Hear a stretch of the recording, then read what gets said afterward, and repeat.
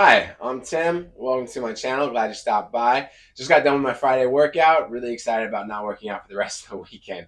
I've been sick all week, so it's been definitely a draining week. And for some reason, my kids thought I only need 5 hours of sleep a night. I can make it on that. And it's been a brutal week. But weekend's here. Gonna sleep in tomorrow. Gonna sleep in Sunday, and hopefully Monday I'll be 100%. Just want to tell a quick story.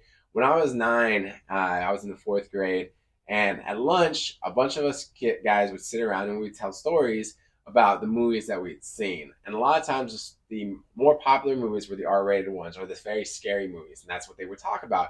Unfortunately for me, I wasn't ever really allowed to see R-rated movies or these scary slasher flicks, except for some reason, Terminator. For some reason, Terminator 1 and 2 was acceptable to my dad, so that was the depth of my rated R movies for the most part.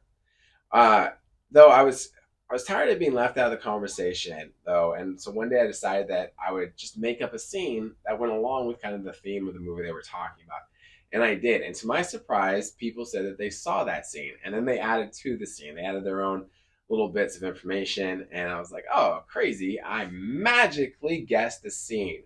And I felt pretty good about that. I was like, that's cool. So next time it happened, another lunch, and I interjected a scene, and people jumped in, and they were like, "Yeah," and they added to the scene, and I added details, and I added details, and they added more details. And I was like, "This is crazy that I can guess these scenes." Then the third time it happened, and I was like, "I think everyone is lying.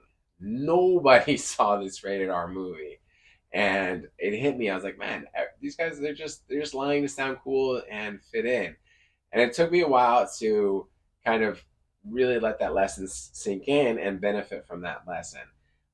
So my first 2 years of middle school, just really blowing it on that account of trying to fit in and just wasting time.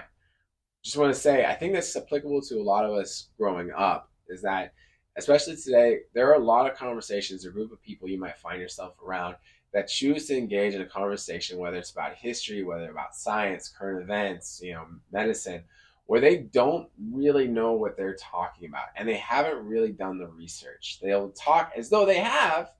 They sound like they've got their PhD in whatever the subject is, and they will talk about studies and papers and all these things and this guy's opinion, and it sounds like they know, but they don't know what they're talking about. And you might feel also inclined to talk about the things that you know about that subject when you don't know anything either. And you'll have either a heated discussion where you guys are on two different sides of the table and you're arguing about things that neither of you know, or it's you're falling into groupthink and you both of you are on the same side, but you're just keeping each other going and feeling good about hating on another group of people, and you're not really, neither one of you is equipped to have this conversation. So I encourage you, don't do that. Go do research, go learn things, don't engage in conversations that you don't really know anything about with people that also don't know anything about it. That's not a good way to learn. That's not a good way to expand your horizons.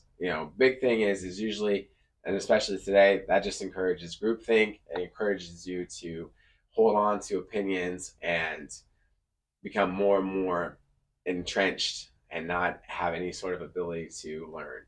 So thank you so much for watching. I hope you have a great weekend. I'm going to have a great weekend. I'm going to rest and hopefully hard charge Monday. So hope to see you then, and God bless you.